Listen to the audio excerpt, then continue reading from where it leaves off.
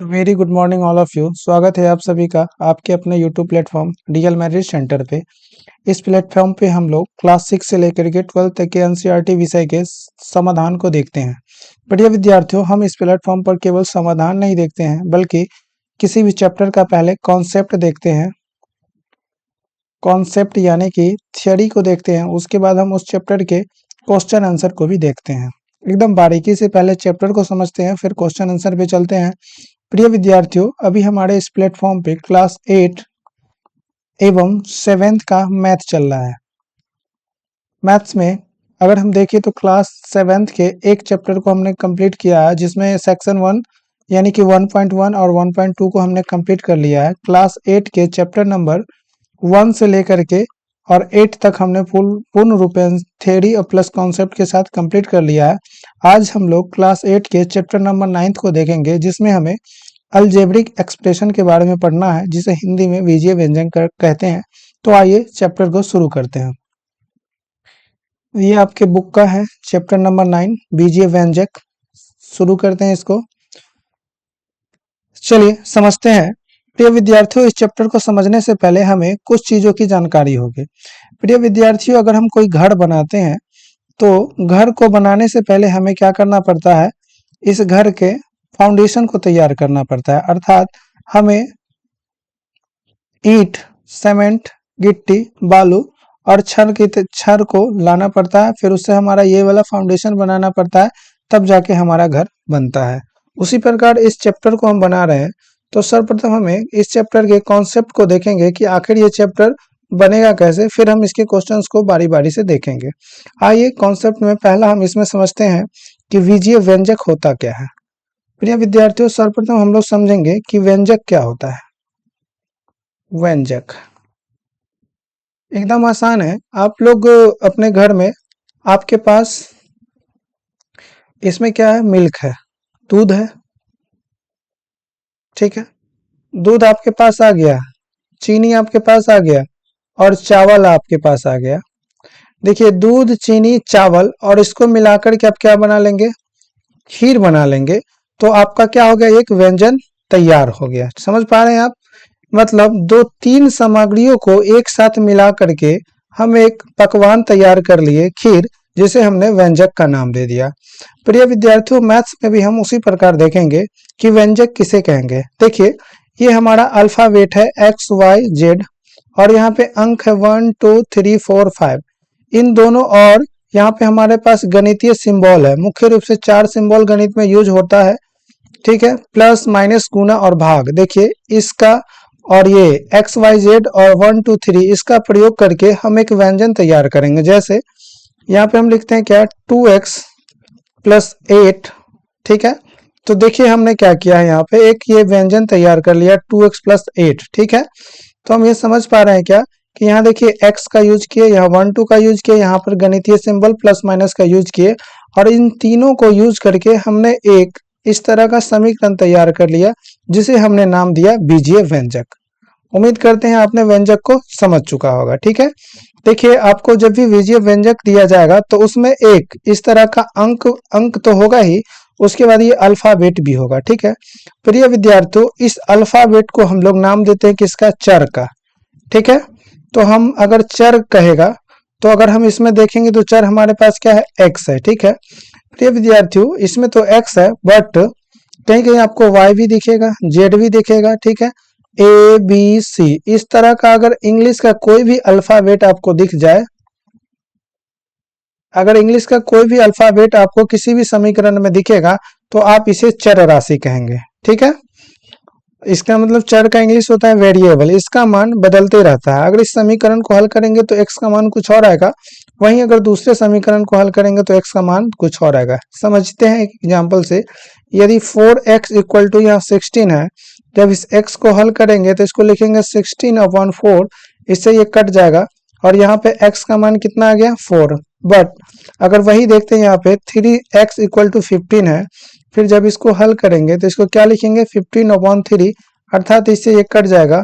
हमारे पास x equal to कितना आ गया? 5। देखिए, यही x यहाँ भी है, यही x यहाँ भी है, यहाँ पे x का मान 4 आया और यहाँ पे x का मान 5 आ गया, अर्थात ये वेरिएबल है, सभी समीकरण के लिए इसका मान बदलते रहता है। ठीक है, तो किसी भी समीकरण में यदि अल्फाबेट का प्रयोग होता है एक्स वाई जेड या फिर ए बी सी डी, ठीक है, तो इसका जब प्रयोग होगा तो हम इसे कहेंगे चर राशि। ठीक है, इसका मान हमेशा बदलते रहता है, प्रत्येक समीकरण के लिए अलग अलग होता है। अब हम समझते हैं कांस्टेंट अचर। प्रिय विद्यार्थियों, अचर किसे कहेंगे? जैसे अगर एक है तो इस एक का मान हमेशा एक ही रहेगा। ठीक है, इसका मान कभी भी नहीं बदलेगा, तो ये हमारा क्या कहलाएगा? अचर। उसी तरह अगर 4 है तो ये भी अचर है, 5 अचर, 6 अचर, 7 अचर में, यानी कि हम ये समझते हैं संख्यात्मक मान। संख्यात्मक मान जो भी होगा वो क्या कहलाएगा? अचर कहलाएगा। जैसे एक भी एक अंकीय संख्या है, 4 भी संख्या है, 20 30 डॉट डॉट डॉट, इस तरह से कोई भी अगर संख्या है तो ये सब हमारा क्या कहलाएगा? अचर कहलाएगा। आप चर और अचर को समझ चुके होंगे। अचर का इंग्लिश होता है कांस्टेंट। ठीक है, समझ में आया ना जी? ठीक है, चलिए आगे बढ़ते हैं। अब हम समझेंगे क्या? कॉफिशिएंट, यानी कि इसका हिंदी होता है गुणांक। इसमें क्या कर रहा है? किसी पद का संख्यात्मक गुणनखंड उसका गुणांक कहलाता है। जैसे अगर हम यहाँ पे देखें, ये हमारे पास क्या लिखा हुआ है? 2x। जब इसको हम तोड़ेंगे तो ये क्या लिखाएगा? 2 इंटू एक्स। तो इस x का ये संख्यात्मक गुणांक कितना है? 2 है। ये जो 2 है ये क्या है? संख्यात्मक गुणांक है। ठीक है, तो कह रहा है क्या कि किसी पद का संख्यात्मक गुणनखंड, सॉरी ये क्या है? गुणनखंड है। संख्यात्मक गुणनखंड उसका क्या कहलाता है? गुणांक कहलाता है। तो यहां पर इसमें क्या हो जाएगा? x का गुणांक क्या हो जाएगा जी? x का अगर हम गुणांक देखते हैं तो x का गुणांक कितना होगा? 2 हो जाएगा। ठीक है, आप समझ पा रहे हैं इस चीज को? अगर यहाँ पे 3x लिखते हैं और फिर इसमें हम x का गुणांक पूछते हैं तो x का गुणांक यहाँ पे 3 हो जाएगा। ठीक है, उसी प्रकार यदि 4x लेते हैं तो इसका अगर गुणांक पूछेंगे तो कितना हो जाएगा? 4। उसी तरह अगर 5a लेते हैं और a का गुणांक पूछते हैं तो 5 हो जाएगा। ठीक है, यदि हम इसी प्रकार अगर 4x स्क्वायर लेते हैं और हम पूछते हैं कि x स्क्वायर का गुणांक क्या होगा, तो आप बताएंगे क्या कि एक्स स्क्वायर में ये पीछे कितना लगा हुआ है? संख्यात्मक मान 4 है, तो इसका गुणांक कितना हो जाएगा? 4। अर्थात ये समझ पा रहे हैं किसी भी चर राशि के पहले जो वैल्यू लगा होता है संख्यात्मक मान, वही क्या कहलाता है? उसका कॉफिशिएंट कहलाता है, गुणांक कहलाता है। जैसे 3z है, इसमें पूछेंगे z का गुणांक कितना है? तो 3 है। आप समझ पा रहे हैं इन चीजों को? अगर हम ये कह दें 4x स्क्वायर है, इसमें x स्क्वायर का गुणांक कितना हो जाएगा? 4 हो जाएगा। ठीक है, आप इन चीजों को समझ चुके होंगे। आइए आगे देखते हैं। अब कह रहा है क्या कि विजय व्यंजक का प्रकार, कि विजय व्यंजक होते कितने प्रकार के हैं। आपने यहाँ समझ चुका है कि ये सब क्या है? विजय व्यंजक है।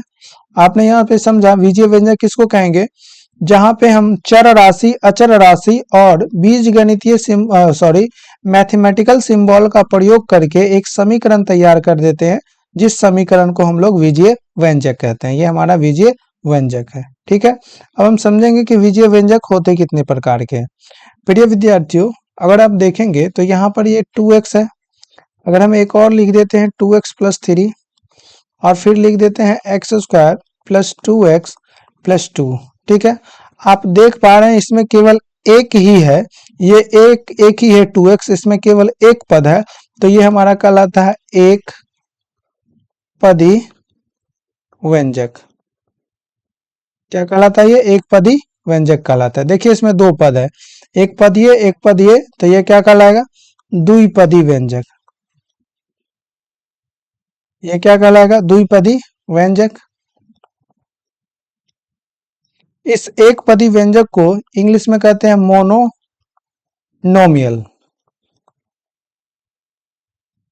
और इस द्विपदी व्यंजक को हम लोग कहते हैं बायनोमियल।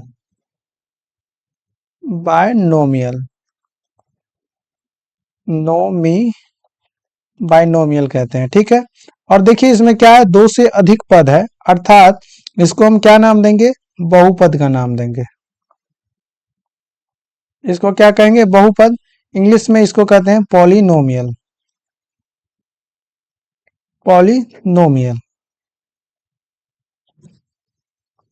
ठीक है। आप समझ चुके होंगे बीजीय व्यंजक कितने प्रकार के होते हैं।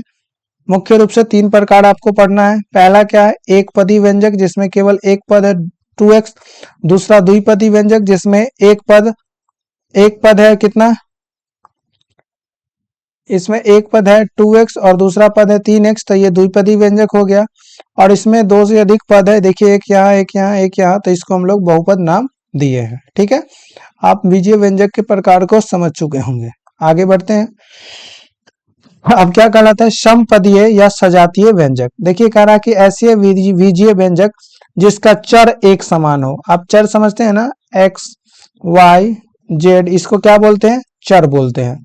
तो ऐसा बीजीय व्यंजक जिसका चर कैसा हो? एक समान हो, वह समपदीय या सजातीय कहलाता है। जैसे अगर एग्जाम्पल से इसको समझे तो देखिए 3x कॉमा अगर -3x लिखे तो ये दोनों क्या कहलाएगा? समपदीय या सजातीय बीजीय व्यंजक कहलाएगा। क्यों? क्योंकि इसमें जो ये चर है, ये चर x और इसमें भी ये चर x है, दोनों क्या है? एक समान है, तो ये सजातीय बीजीय व्यंजक कहलाएगा, ठीक है। दूसरा एग्जाम्पल से समझते हैं। X square comma -4x² comma 3/2x²। देखिए यहाँ पे क्या है? जो ये चर है, यहाँ भी x² है, यहाँ भी x² है, यहाँ भी x² है, तो ये सभी क्या कहलाएगा? सजातीय बीजीय व्यंजक कहलाएगा, ठीक है। आइए एक और एग्जाम्पल से समझते हैं। 3xy comma xy comma 2/3xy। देखिए इसमें भी xy लगा हुआ है, यहाँ भी xy है, यहाँ भी xy है, तो ये सब क्या कहलाएगा? सजातीय बीजीय व्यंजक कहलाएगा, ठीक है। चलिए आगे बढ़ते हैं। उम्मीद करते हैं आप इसे अच्छे तरीके से समझ चुके होंगे। प्रिय विद्यार्थियों, शिक्षक मेरे ख्याल से वो नहीं है जो आपको केवल क्या करे? क्वेश्चन आंसर करा दे, ठीक है, कि इसका आंसर ये, इसका ये, ऐसे ऐसे ऐसे ऐसे बनेगा। नहीं, हम आपको शिक्षक वो होना चाहिए जो आपको आगे आने वाले चुनौतियों के लिए तैयार करे। हम आपको यहाँ पे समझा रहे हैं कि आप क्वेश्चन के साथ डील कैसे करेंगे, आप क्वेश्चन को बनाएंगे कैसे, आपका अप्रोच क्या होना चाहिए क्वेश्चन बनाने का, ठीक है। अगर आप एक बार कॉन्सेप्ट को समझ जाते हैं तो हम अगर क्वेश्चन आंसर आपको न भी कराएंगे फिर भी आप सारे क्वेश्चन को हल कर लेंगे, ठीक है। तो प्रिय विद्यार्थियों, ये जो कॉन्सेप्ट बताया जा रहा है इसको आप एकदम अच्छी तरीके से समझेंगे और तब जाकर के क्वेश्चन आंसर को हल करेंगे। चलिए अगला देखते हैं कि क्या है। अब हम समझेंगे क्या? बीज गणित का जोड़। आप लोगों ने तो साधारण जोड़ पढ़ चुका है, एक जोड़ एक क्या होता है? 2 होता है।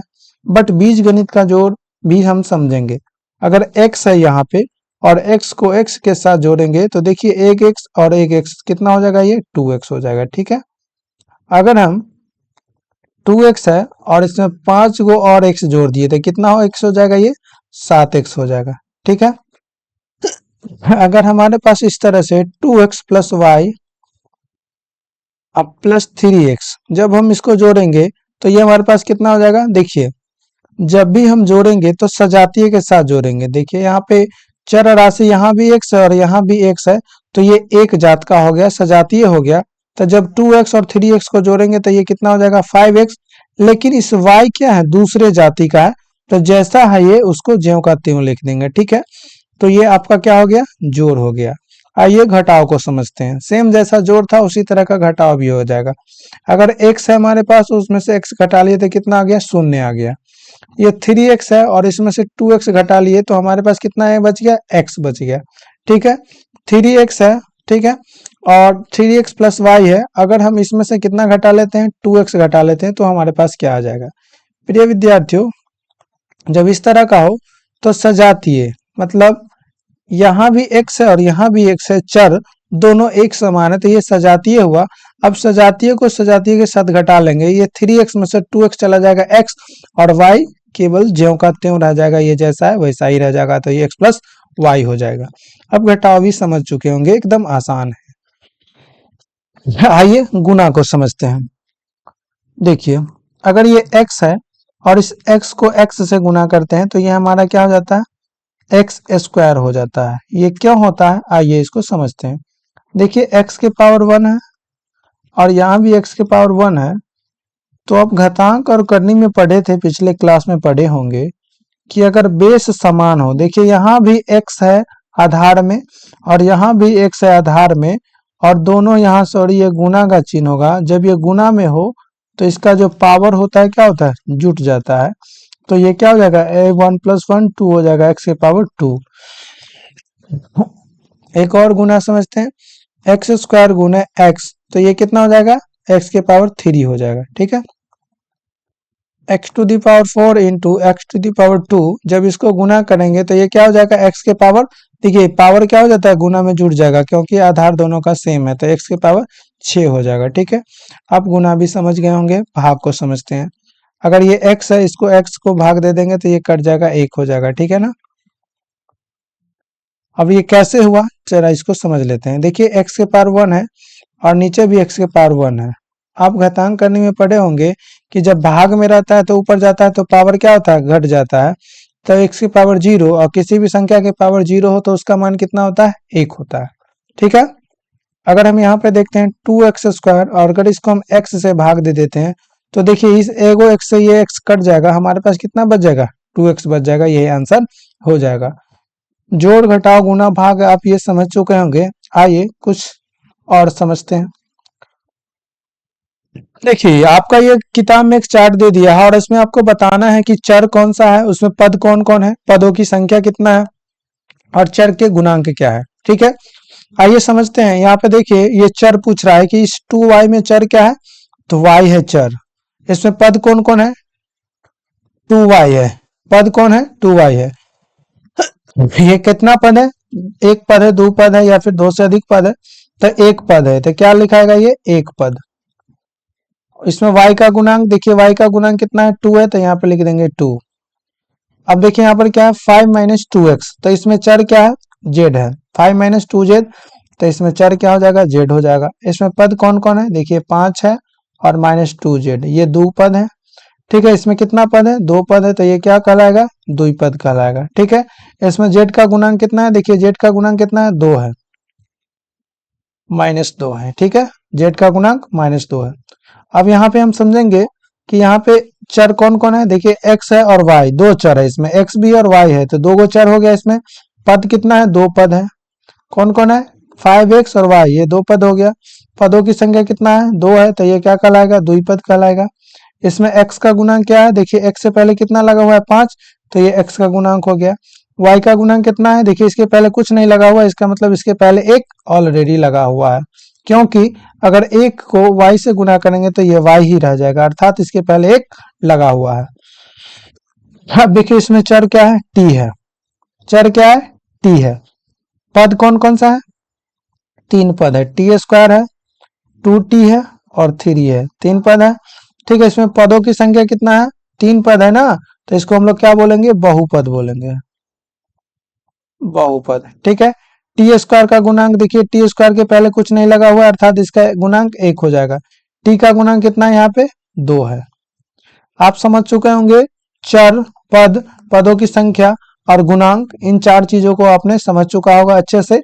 और ये सब हमारा क्या है, बीजीय व्यंजक है। समझ रहे हैं ना, चलिए अब आगे देखते हैं कि अब क्या है। प्रिय विद्यार्थियों, उम्मीद करते हैं आप सभी अभी तक जो कॉन्सेप्ट आपको बताया गया होगा, सभी कॉन्सेप्ट को अच्छे तरीके से समझ चुके होंगे। आप एक बार खुद से वीडियो को छोड़ करके अब किताब के प्रश्नों को हल करने का प्रयास करें। यदि आपको किताब का प्रश्न आपसे नहीं बन पाता है तभी इस वीडियो को देखें। चलिए शुरू करते हैं। पहला प्रश्न क्या है, जोड़ना है xy और +3xy। देखिए xy यहाँ पे 1 है और यहाँ पे 3 है, तो टोटल कितना xy हो जाएगा, 4xy हो जाएगा। ठीक है, यही आपका आंसर हो जाएगा। दूसरा प्रश्न क्या है, x² + 3x, इसमें जोड़ देना है 2x + 9। ठीक है ना, देखिए x² और यहाँ 3x में 2x जोड़ देंगे तो कितना हो जाएगा, ये 5x + 9, यही आपका आंसर हो जाएगा। यहाँ पे x² है और इसमें जोड़ना है y²। ठीक है, देखिए ये अलग जाति का है और ये भी अलग जाति का है, अर्थात इसका बेस x है और इसका बेस y है, तो दोनों कभी जुड़ेगा क्या, नहीं जुड़ेगा। तो यही आपका क्या हो जाएगा, x² + y² आंसर हो जाएगा। ठीक है, चलिए अगले प्रश्न को देखते हैं। यहाँ पे क्या है 7x और इसमें जोड़ देना है कितना -8x। तो 7x देखिए प्लस और माइनस को जब गुना करेंगे तो माइनस हो जाएगा 8x, ठीक है। अब 7x में से 8x चला जाएगा तो क्या बच जाएगा यहाँ पे -x बच जाएगा, यही आपका आंसर हो जाएगा, ठीक है। चलिए इस प्रश्न को देखते हैं। 8x प्लस में -2a, सॉरी ये भी a है,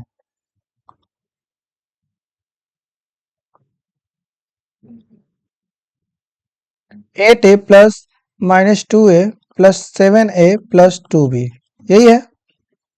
8a देखिए प्लस और माइनस को गुना करेंगे तो -2a plus 7a plus 2b।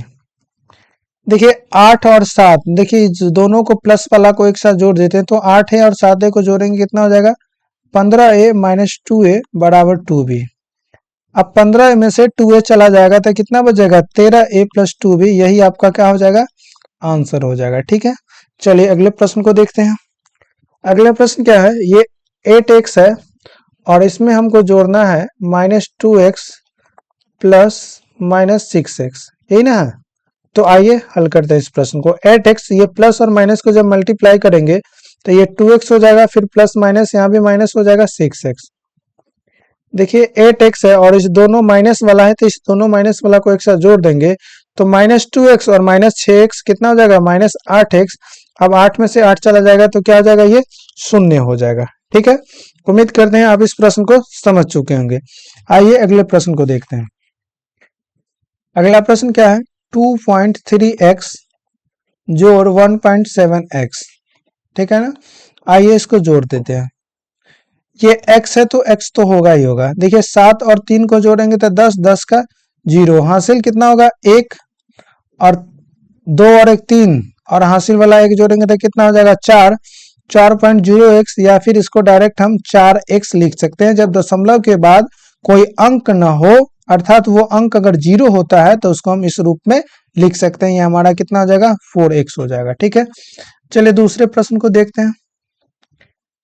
2/3x plus 1/3x minus x, ठीक है। इसको क्या लिखेंगे 2x/3 plus x/3 minus x। अब इस तीनों का जब एलसीएम ले लेंगे तो 3 हो जाएगा, ये हमारे पास बच जाएगा 2x और ये x, और देखिए यहाँ पर बटा में 1 है तो हम इसको क्या लिख सकते हैं 3x। 2x और x को जोड़ देंगे कितना हो जाएगा 3x माइनस 3x बटा 3। अब देखिए 3x में से 3x चला जाएगा 0/3। जब इसके किसी भी संख्या के जब 0 में हम किसी भी संख्या से भाग देंगे तो इसका मान हमेशा कितना आएगा 0 आएगा, अर्थात 0 में 3 से भाग देंगे तो आंसर कितना आ जाएगा 0 आ जाएगा, ठीक है। चलिए अगले प्रश्न को देखते हैं। हाँ अब देखिए जोड़ आपने सीख लिया, अब यहाँ पे क्या है घटाओ, क्या करना है इसको घटाना है। आइए घटाते हैं। 22x में से 10x को घटा देंगे तो देखिए 22 में से 10 चला जाएगा 12 और इस x तो आपके पास कितना बच जाएगा 12x। उसी प्रकार इस प्रश्न को देखते हैं। 17xy में से 19xy को अगर हम घटा देते हैं तो देखिए आप 17 रुपया कमाते हैं और 19 रुपया खर्च कर देते हैं तो बाबू आपको 2 रुपया कर्ज हो जाएगा, ठीक है ना। तो ये -2xy हो जाएगा, ठीक है। अगला प्रश्न क्या है, ये a² है प्लस 1 है और इसमें से घटा देना -2a, ठीक है। तो ये क्या हो जाएगा a² प्लस 1 और माइनस प्लस को जो माइनस गुने माइनस करेंगे तो ये प्लस का सिंबल हो जाएगा 2a, अर्थात हम इसको लिख सकते हैं a² प्लस 2a प्लस 1, यही इसका क्या हो जाएगा आंसर हो जाएगा, ठीक है। उम्मीद करते हैं इन तीनों प्रश्नों को आप अच्छी तरीके से समझ चुके होंगे। आइए अगले प्रश्न को देखते हैं।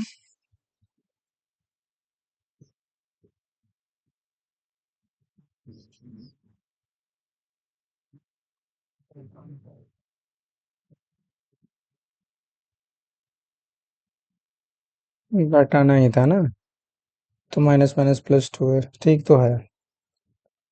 चलिए अगले प्रश्न को देखते हैं। ये 8x है और इसमें से घटा देंगे -8x, तो 8x माइनस जोड़ माइनस क्या हो जाएगा, प्लस 8x, यानी कि ये कितना हो जाएगा, 16x। सिमिलरली उसी प्रकार अगर हम 7xy में से 7xy घटा लेते हैं तो क्या बच जाएगा आपको, मंदिर का घंटा यानी कि शून्य, है कि नहीं। चलिए 7.3x माइनस 1.3x, अगर जब इसको घटा लेते हैं तो आपके पास कितना बच जाएगा, देखिए 3 में से 3 गया शून्य, और ये 7 में से गया 6, यानी कि 6.0x, यानी कि इसको 6x भी डायरेक्ट लिख देंगे, नो प्रॉब्लम है, ठीक है ना। चलिए अगला प्रश्न को देखते हैं। ये प्रश्न आपका क्या कह रहा है, इसको भी आपको घटा देना है, ठीक है ना। तो -6x plus Y plus 4z minus 8, फिर इसमें से माइनस कर देना है, -2y plus x minus 5z plus 8, इसको घटा देंगे, -6y(x) plus y plus 4z minus 8, minus जोड़ माइनस प्लस हो जाएगा 2y, फिर -x minus minus plus 5z और -8 हो जाएगा, ठीक है ना। अब देखिए यहाँ पर 6x है और ये भी माइनस में और ये भी माइनस में है, तो ये माइनस कितना हो जाएगा, 7x हो जाएगा, ठीक है। अब देखिए यहाँ पे y है और यहाँ पे 2y है, तो y प्लस 2y कितना हो जाएगा, ये 3y हो जाएगा, और यहाँ पे 4z है और यहाँ पे 5z है, दोनों प्लस में है, तो ये जुट जाएगा 9z हो जाएगा, और ये 8 है और ये भी -8 और ये भी -8 है, तो ये -16 हो जाएगा। यही आपका क्या हो जाएगा, आंसर हो जाएगा, ठीक है ना। चलिए अगले प्रश्न को देखते हैं। x/2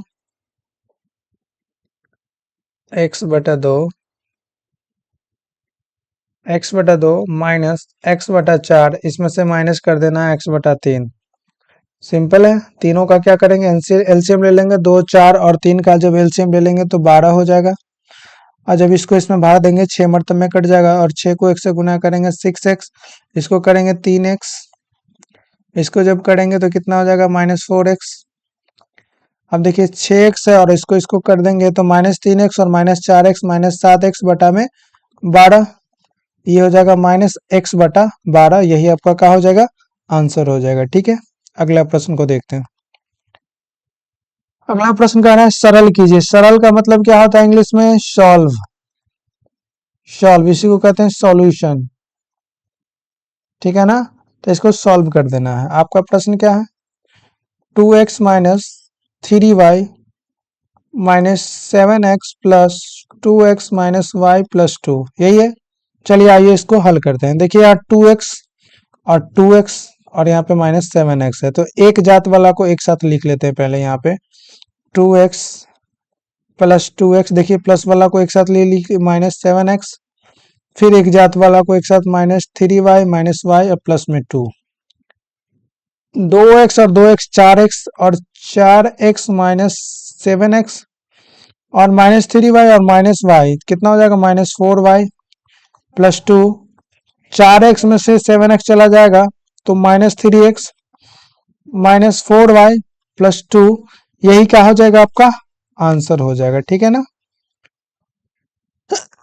अगला प्रश्न देखते हैं। 5y³ minus 3y² plus 2y minus 1 plus 2y² plus 6y minus 5, ये आपका प्रश्न है, इसको हल करना है, ठीक है ना। देखिए 5y³ वाला, यहाँ पे y के पावर 3 वाला कोई है क्या, नहीं है, तो ये अकेला ही रह जाएगा बेचारा। यहाँ देखिए y² यहाँ भी है और y² यहाँ भी है, तो दोनों का कैलकुलेशन हो जाएगा।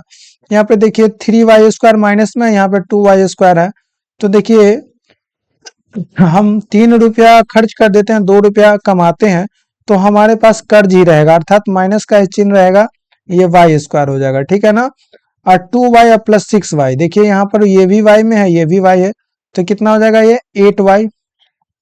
और देखिए -1 और -5, तो कितना हो जाएगा, -6 हो जाएगा। यही आपका आंसर हो जाएगा। अब इसमें कोई छेड़छाड़ नहीं हो सकता है, क्योंकि ये y³ है, यहाँ y के पावर 2 है, यहाँ y के पावर 1 है, -6 है। अब इसके बीच कोई कैलकुलेशन हो ही नहीं सकता है, इतना ही आपका आंसर हो जाएगा, ठीक है। अगला प्रश्न देखते हैं।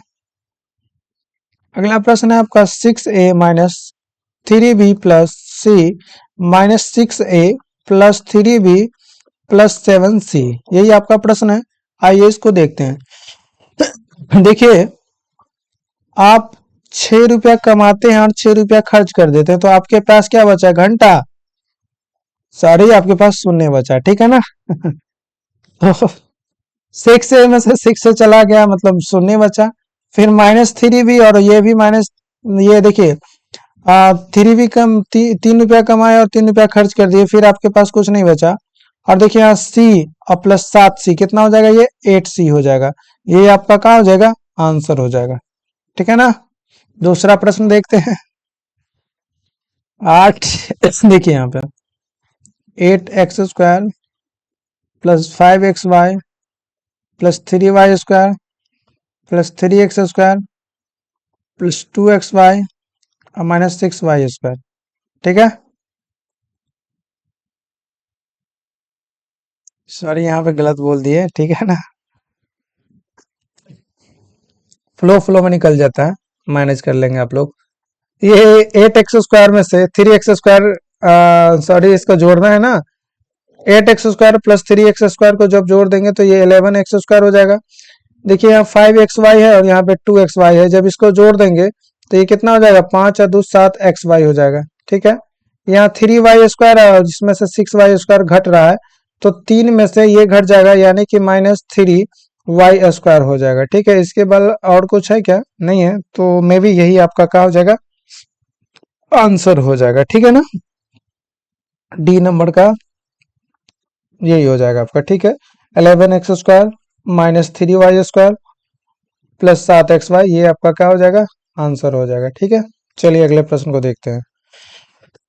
करा यदि किसी त्रिभुज की भुजाएं, तो सर्वप्रथम हम क्या करेंगे? एक त्रिभुज बनाएंगे, एक त्रिभुज बनाएंगे। तो आइए एक त्रिभुज बना लेते हैं। ये आपका क्या है? एक त्रिभुज है। कह रहा है कि एक त्रिभुज की भुजाएं कितना है? x+1, x+1, ये भुजा है x+2 और ये भुजा है x+3। तो इसकी परिमिति ज्ञात करें। प्रिय विद्यार्थियों, दुनिया का कोई भी आकृति है, अगर उसको आपको परिमिति निकालने को कहे, यहाँ पर देखिए ये तो त्रिभुज है ना, चतुर्भुज रहे, पंचभुज रहे, या दुनिया का कोई भी आकृति रहे, जब उसका परिमिति आपको निकालना हो तो उसके सभी भुजाओं को जोड़ देंगे, सभी भुजाओं का योग, ठीक है। तो पहली भुजा क्या है? x+1, दूसरी भुजा क्या है? x+2, तीसरी भुजा x+3। अब इसको हम जोड़ देंगे। यहाँ देखिए यहाँ भी x है, x तो कितना x है? टोटल 3x है, तो 3x प्लस 1 और 2 3 और 3 6, ये 3x प्लस 6 आपका आंसर हो जाएगा। नहीं तो ज्यादा से ज्यादा क्या करेंगे? इसमें से 3 कॉमन ले लेंगे, तो 3 इंटू x+2, यही आपका क्या हो जाएगा? आंसर। ये भी आपका सही है, ये भी आपका सही है। उम्मीद करते हैं इस प्रश्न को आप बहुत ही बेहतरीन तरीके से समझ चुके होंगे। अगला है किसी वर्ग की एक भुजा। तो सर्वप्रथम हम वर्ग का निर्माण करेंगे, ठीक है। एक वर्ग बना लेते हैं। ये एक वर्ग है और इस वर्ग की एक भुजा क्या है? x-7 है, ठीक है। तो उसकी परिमिति ज्ञात करें। आप जानते हैं कि वर्ग की सभी भुजा क्या होती है? बराबर होती है। ये x-7 है, तो ये भी x-7 होगा, ये भी x-7 और ये भी x-7। अब क्या करेंगे? इन सभी भुजाओं को जोड़ देंगे, तो परिमिति बराबर क्या हो जाएगा? x-7 प्लस x-7 जोड़ जोड़ x-7 और जोड़ x-7। अब इसको जोड़ देते हैं। देखिए x कितना बार आया है? 4 बार, तो 4x। देखिए -7 और -7 -14, -7 -21 और -7 -28, तो 4x -28 यही आपका क्या हो जाएगा? आंसर। या फिर इसको कॉमन ले लीजिए, तो x-7, ये आपका क्या हो जाएगा? आंसर हो जाएगा।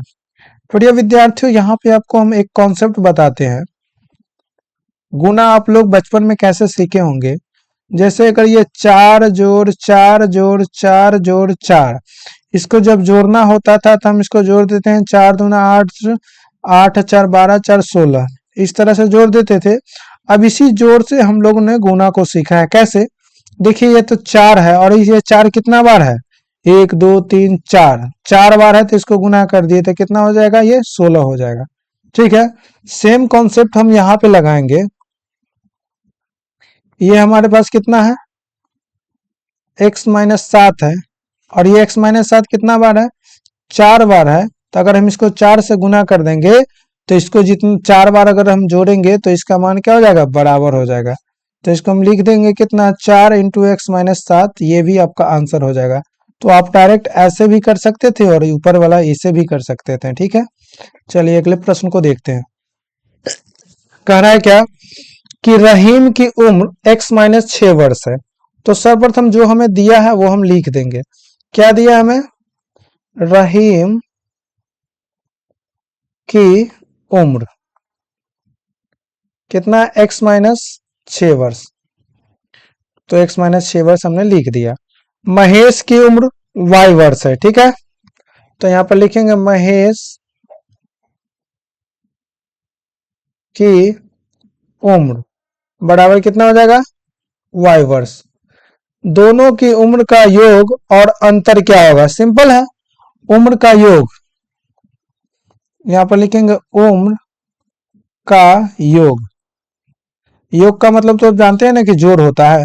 तो x-6 और प्लस में y कर देंगे तो क्या हो जाएगा, ये x + y - 6, यही आपका आंसर हो जाएगा, उनके आयु का योग। और उम्र का क्या पूछ रहा है, अंतर, उम्र का अंतर। तो अंतर बराबर क्या हो जाएगा, x-6, और इसमें से y को घटा लेंगे तो यही हमारा क्या निकलेगा, अंतर। तो ये क्या हो जाएगा, x-y - 6, यही आपका क्या हो जाएगा, उम्र का अंतर आंसर हो जाएगा। ठीक है, अगला प्रश्न देखते हैं। कह रहा है किसी आयत के दो आसन्न भुजाएं इतना इतना है। पहले एक आयत बनाते हैं फिर आपको समझाते हैं।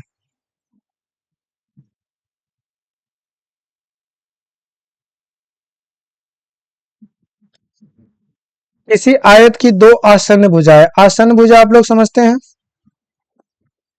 कि आसन्न भुजा क्या होता है। आसन्न भुजा कहने का मतलब क्या कि अगल बगल का भुजा। अगर ये भुजा ले लेते हैं तो इसका आसन्न भुजा या तो ये होगा नहीं तो ये होगा। ठीक है, तो आसन्न भुजा का कहने का मतलब ये है कि उसके ठीक बगल का जो भुजा होगा वही आसन्न भुजा कहलाएगा। तो इसका क्या कह रहा है, आसन्न भुजा अगर हम ले लेते हैं कौन सा, ये भुजा ले लेते हैं तो इसके लिए आसन्न भुजा या तो ये होगा नहीं तो ये होगा। तो हम इस दोनों भुजा को ले लेते हैं। तो एक भुजा कितना दिया है, x² + 2x + 1, ये आपका इस भुजा की लंबाई है। और दूसरा भुजा कितना दिया, x² - 2x + 1। कह रहा है कि किसी आयत की दो आसन्न भुजाएं क्रमशः इतना और इतना है, तो आयत का परिमिति ज्ञात करें। तो आयत की परिमिति बराबर क्या हो जाएगा जी, आप जानते हैं कि आयत की आमने सामने की भुजा बराबर होती है। तो ये भुजा x² + 2x + 1 है, तो ये भुजा भी कितना हो जाएगा, x² + 2x + 1 हो जाएगा। और सेम ये वाला सामने की भुजा, मतलब ये भुजा जितना है उतना ये भुजा हो जाएगा, x² - 2x + 1, ये हो जाएगा। इन चारों भुजाओं को जोड़ देंगे तो इसका क्या निकल जाएगा, परिमिति निकल जाएगा। तो आइए जोड़ते हैं, x² + 2x + 1, फिर इसमें जोड़ देंगे x² - 2x + 1।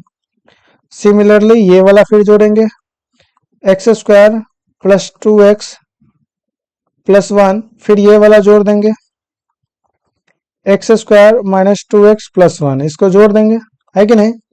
तो इसी को जोड़ने के बाद जो हमारा आंसर आ जाएगा इसका परिमिति निकल जाएगा। ठीक है, देखिए यहाँ भी x² है, यहाँ भी x², यहाँ भी x², यहाँ भी x², तो कुल x² कितना है, 4 है, तो ये कितना हो जाएगा, 4x²। देखिए यहाँ भी 2x है और यहाँ 2x है। देखिए ये प्लस में था, ये माइनस में था, कट गया।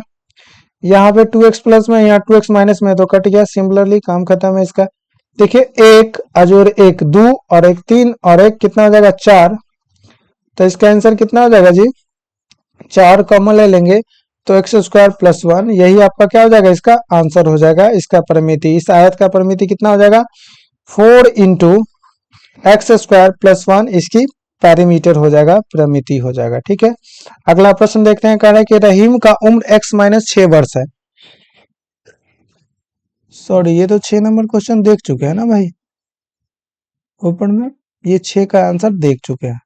ठीक है, यहाँ पे एक्चुअली में ये 7 था, तो 7 के बाद कितना होना चाहिए था? 8 नंबर क्वेश्चन होना चाहिए था ना ये। चलिए देखते हैं 8 नंबर क्वेश्चन आपका है क्या। 1 मिनट आप लोग वेट करेंगे थोड़ा सा, हम 8 नंबर क्वेश्चन लेकर के आते हैं आपके लिए। 8 नंबर क्वेश्चन कहाँ पे होगा? Question number 8। इसमें देखते हैं, ये क्वेश्चन नंबर 6 तक ही है। ठीक है, क्वेश्चन नंबर 8, सॉरी ये मिस्टेक हो गया है आपके लिए, हम क्वेश्चन नंबर 8 ला रहे हैं अभी। ये क्वेश्चन नंबर 8 है क्या? इसी प्रश्न का है क्या? नहीं, ये दूसरे चैप्टर का आ गया। क्वेश्चन नंबर 8, जस्ट सेकेंड आप वेट करेंगे थोड़ा सा। क्वेश्चन नंबर 8, 8 ये रहा आपका क्वेश्चन नंबर 8। ठीक है, चलिए इस प्रश्न को हम लेकर के आ रहे हैं, इसको क्रॉप कर लेते हैं। यहाँ पे ये हो गया क्रॉप। आप लोग ये भी सीख लीजिए कि कैसे कैसे ये सब का यूज होता है, कैसे आपका पीपीटी बनता है, कैसे पढ़ाया जाता है। आपको इस वीडियो में समझ में भी आ रहा होगा धीरे धीरे। हर चीज को क्या करना है, सीखते चलना है, जहां से कुछ भी मिले। आइए 8 नंबर प्रश्न को देखते हैं। कह रहा है किसी त्रिभुज की भुजाएं क्रमशः इतना इतना है, तो सर्वप्रथम क्या करेंगे? एक त्रिभुज का निर्माण करेंगे। तो एक त्रिभुज बना लेते हैं। ठीक है, इस त्रिभुज की भुजाएं, दो भुजाएं कितना है? दो भुजाएं क्रमशः इतना और इतना है, तो त्रिभुज की तीसरी भुजा ज्ञात करें। ये बात है ना। किसी त्रिभुज की दो भुजाएं क्रमशः एक्स स्क्वायर और वाई स्क्वायर है। ये भुजा एक्स स्क्वायर, ये भुजा वाई स्क्वायर, इसका परिमिति दे दिया है। तो परिमिति क्या होता है जी? परिमिति, परिमिति तभी निकला होगा जब इसके तीनों भुजाओं को हम आपस में जोड़े होंगे। नहीं, तीनों भुजाओं का योग, यही ना परिमिति हो जाएगा। तो परिमिति बराबर कितना दे दिया? X square plus y square plus z square. नहीं, बट हमारे पास क्या दे दिया है? दो ही भुजा दिया है। नहीं, तो दो भुजा, पहला भुजा एक्स स्क्वायर, दूसरा भुजा वाई स्क्वायर, तीसरा भुजा हमको नहीं दिया, तो तीसरा भुजा हम कर देते हैं, चलिए वाट। नहीं दिया तो वाट मान लेते हैं ना, या फिर कुछ और आप कर सकते थे, इसको x y z p p q r मान सकते थे। ठीक है, उससे भी निकल जाता। हम मान लेते हैं कि चलिए वाट ही है, इसका वैल्यू हमको निकालना है, ये तीसरी भुजा है। ठीक है ना, तो x square plus y square plus z square, ये देखिए बराबर की इस ओर आएगा तो ये माइनस में हो जाएगा एक्स स्क्वायर, इसको भी बराबर की इस ओर लाएंगे तो वाई स्क्वायर माइनस में हो जाएगा, बराबर वाट। एक्स स्क्वायर से ये एक्स स्क्वायर कैंसिल, ये वाई स्क्वायर से वाई स्क्वायर कैंसिल हो जाएगा, ये क्या बच जाएगा? जेड स्क्वायर वाट बराबर, यानी कि तीसरी भुजा बराबर कितना हो जाएगा? तीसरी भुजा बराबर जेड स्क्वायर, यही आपका क्या हो जाएगा? आंसर हो जाएगा। प्रिय विद्यार्थियों, ये जो प्रश्न आपका थोड़ा मिस्टेक्स हो गई है, बिकॉज ऑफ होली, आज होली था, टाइम का थोड़ा पाबंदी था, इस जिस वजह से मतलब मिस्टेक्स हो गया है। बट आप इसको मैनेज कर लेंगे, उम्मीद करते हैं। आप सब मेरे विद्यार्थी हैं, अपना यूट्यूब चैनल है, हर चीज़ को मैनेज करते हुए चलेंगे। प्रिय विद्यार्थियों, ये आपका है रियल मैरिज सेंटर। अगर आपको वीडियो अच्छा लगता है, लाइक करें, शेयर करें, सब्सक्राइब करें, बेल आइकन को भी दबा दें, ताकि आपको नए वीडियो का अपडेट हमेशा मिलते रहे। सर्वप्रथम आप आकर पहले पहले वीडियो को देख ले। आपके सवाल कमेंट में लिखे। यदि आपको कोई चीज डाउट लगता है, किसी भी चीज में समझ में नहीं आता है, तो अपने प्रश्न को डाउट में लिख दे। ठीक है, ये रियल मैरिज सेंटर क्यों बना है पता है आप लोगों को? इसमें हम लोग सीखते हैं, एक दूसरे से समझते हैं और आगे बढ़ते हैं। ठीक है, चलिए आज के लिए इतना ही। उम्मीद करते हैं आपका दिन अच्छा गया हो। धन्यवाद, थैंक यू। मिलते हैं फिर अगले वीडियो में, तब तक के लिए जय हिंद।